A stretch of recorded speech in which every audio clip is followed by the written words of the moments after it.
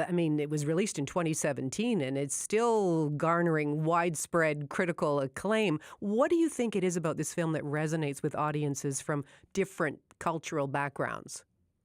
I mean, to be honest, you make a film and you put it out, and the audience really takes ownership for themselves.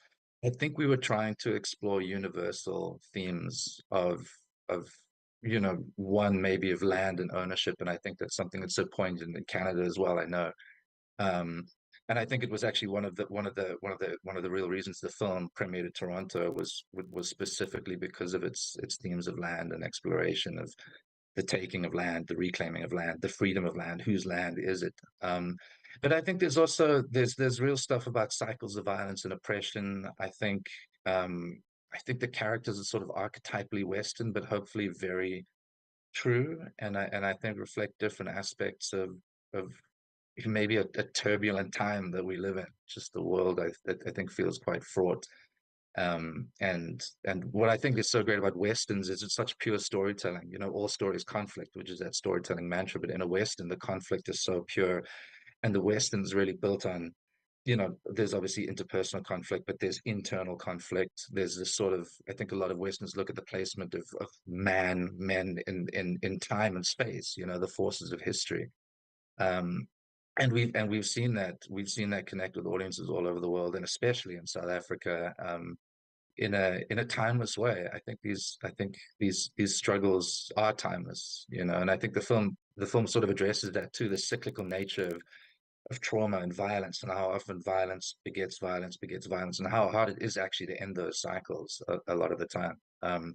So I would say for me, that's what I think maybe people are responding to. But again, like I said, once it goes out into the world, an audience really makes it their own, and it's been so exciting, actually, for want of a better word, to go and engage with audiences in Canada, in the US, in the UK, and beyond, in Brazil, South Africa, Kenya, and have similar sorts of conversations about the meaning of the film and the depths of the characters and the journeys that they go on.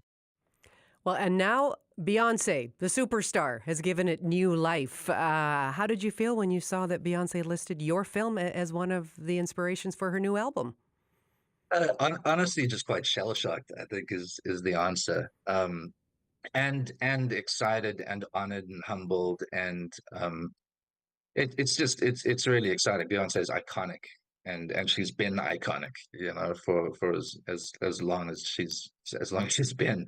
Um, so it's exciting, and I think what's really exciting is how it potentially introduces the film to a whole new audience. The Beyonce is one of the biggest stars in the world, so you can't get a better vote of confidence than this. And so we were excited to see the responses we've already had since the news came out.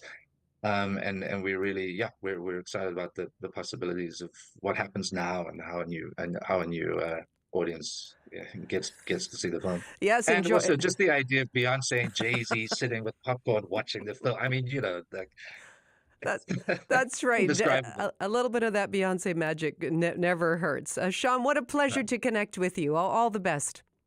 Thanks so much. Thanks for having me.